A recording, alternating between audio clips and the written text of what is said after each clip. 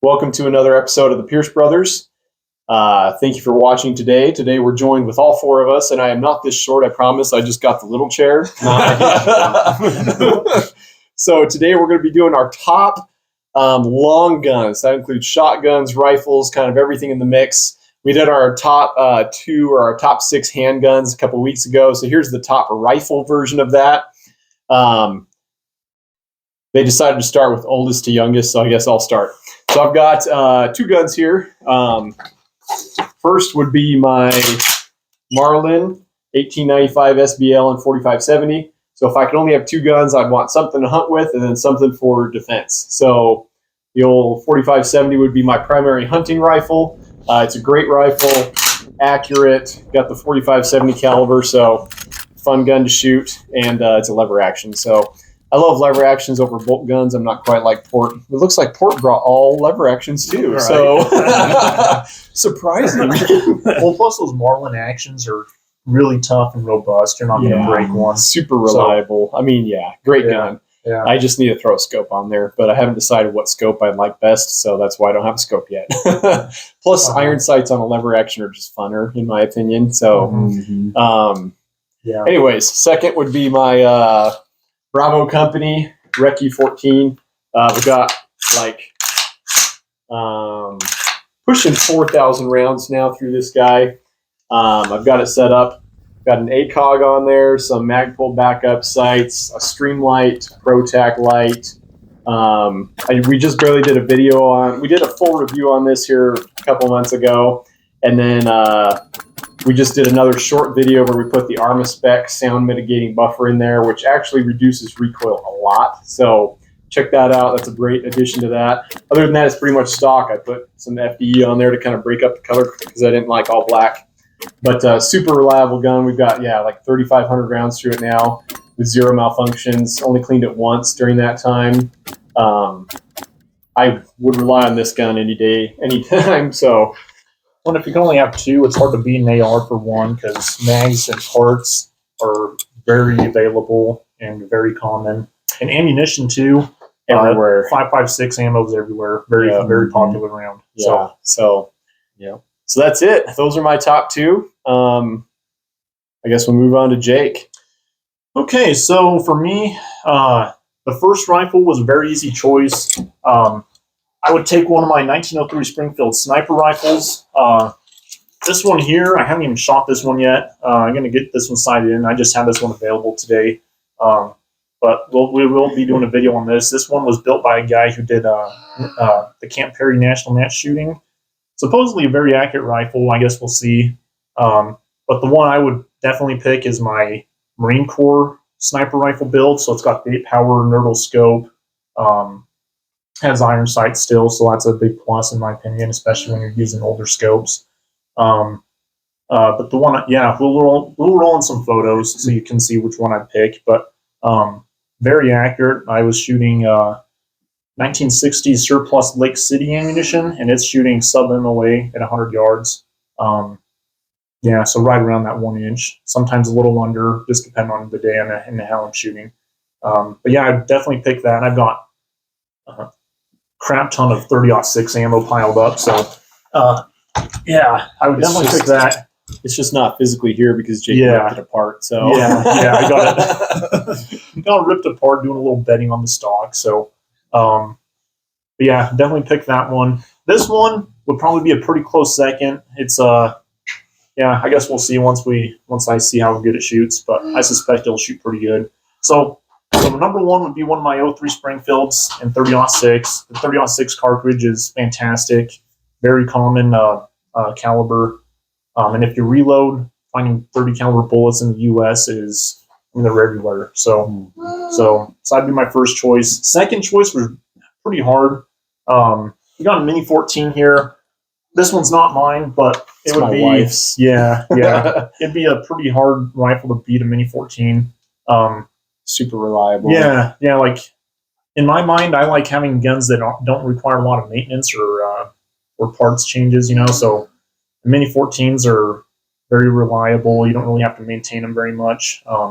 Obviously, I do. I try to keep my guns maintained, but you could like Porter, he's on a Mini 14. He didn't clean it in like what 13 years or something. Yeah, 13 years. And I don't know how many 4,000 thousands of rounds. rounds. Yeah. Just shoot it and keep using it. I never Yeah. even put oil on it. Yeah.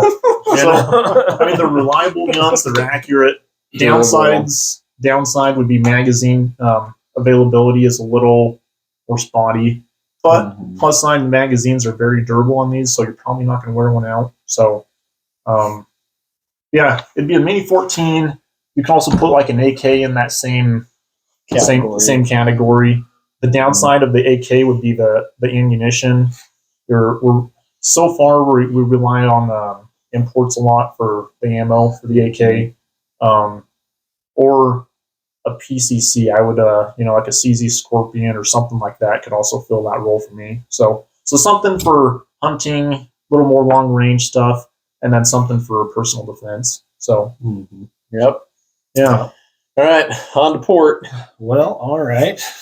Well, they said 2 or 3 guns, so I brought 3. Anyways, so my first number one choice, and I wish it was a different caliber, truthfully, but I still love this particular gun. I've shot deer and coyotes and everything, is a BLR 81. Very accurate box magazine, so it's a little bit of its downside, but my dad has a 308 BLR, and I shot a half-inch group with it at 100 yards. So they're very accurate guns. This one is a 22-250. I have one in 243, but if I had the perfect caliber, it would be one in 223, just because of the availability of ammunition and stuff. I have on this one a little fast fire Burris red dot, and that works really well. I don't like big, heavy, bulky scopes on my lever guns. But yeah, 300, 400, 500 yards is pretty easy with one of these guns if you're practiced up and can shoot well. And then obviously second choice would be a Marlin 357. This is one of my favorite guns. I've had it for quite a few years. And anyways, so yeah, that would be my second choice. And then obviously you have to have a 22. And, you have to have a 22. And that's why I say a little lever gun, Henry, just like this. They're just really durable. I have 5 of these little things. But that would be my choice, is a BLR in 223, and then a 357 Marlin and a 22 long rifle. And that would cover you for anything. The 223 with the right bullet will bring down anything in North America. I know people are like, oh, grizzly bears, whatever, but the right bullet placement, you can kill a grizzly bear with one. Wouldn't be your primary choice like a 45-70, but if you just were, survivalists, anything, these 3 guns would get you pretty much anything you need to get done. Shooting squirrels and rabbits for food versus, maybe something a little bit bigger once in a while, versus being able to reach out and poke something at long range or longer range. It works pretty good with the Browning. So, Yep. All right. Okay. On to the Shoddy brother. Thank you, Jason. He Okay, likes so- shotguns, so the Shoddy brother. Yeah. So my option would be the trench gun, which is one of my favorites. You can slam fire it using the trenches, obviously, hence the name. So one thing I do want to get for this would be one of the bayonets that goes with it, which don't have that yet, but when I do, we might do a video on that as well. But Stabbing a yeah, dummy or which- bale of hay. Yeah, I do was want over to do there a video like that, practicing. stab it, slam fire into it. That would be a fun one to do. Yeah, just But, don't let Dad see. Nah, he can see, I don't care. But yeah, I'm definitely the shotgun guy. So yeah, the trench shotgun would be my personal option.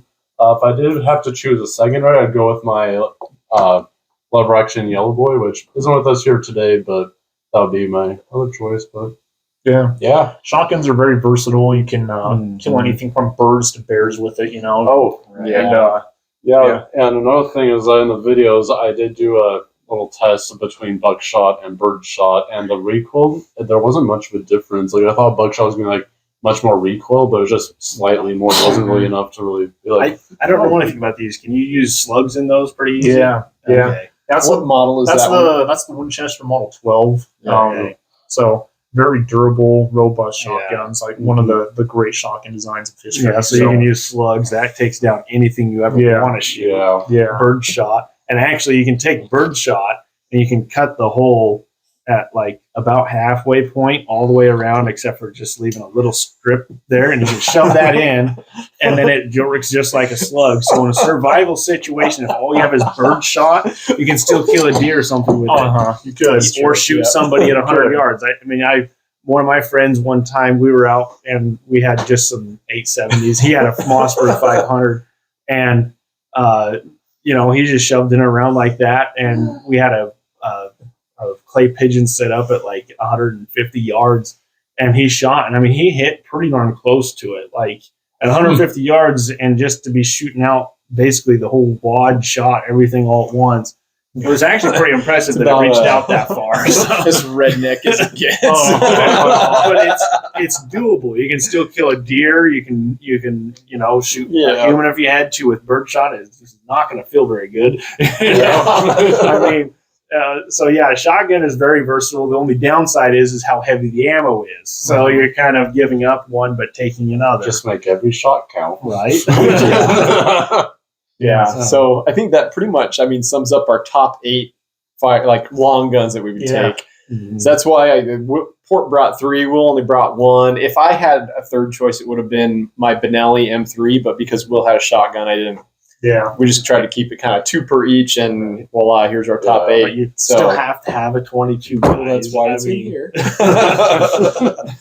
it to Port. I'm surprised Porter didn't bring any of his bolt guns. Yeah. Well, and that was going to be my other option is instead of the BLR here, I thought, well, I'd have some kind of I have a Savage 223, but then Yeah. I'm thinking, okay, if it's down into the world, I'd rather have a sleek lever gun because I'd be on horseback the whole time because I got horses, and that's just how I would use my means of transportation. Yeah. And bolt guns are always more bulky on a horse and everything, and Yeah. so Like just comparison there. You have the yeah, it's pretty That's sleek. just Like one of pretty these good. is pretty sleek, but you got the bolt that sticks out and the scope. And this, obviously, I'd get rid of that because at the end of the world, you're not going to get batteries, so you'd just be down to your Yeah. iron sights. And so you'd have to really narrow down what you really need versus what you want. You know, Yeah. And that's why, on that note, that's why I like the ACOG a lot on my Bravo companies, because it does not need batteries. So I don't have to worry about swapping batteries in it or anything. There's no electronics. So, Yeah. yeah. works pretty darn good. Yeah. All right. So there we are. Thank you for watching this episode of the Pierce Brothers. Make sure and subscribe, like, share. We do appreciate your support a lot. So thanks for watching, and we'll see you next time. On the Pierce Brothers.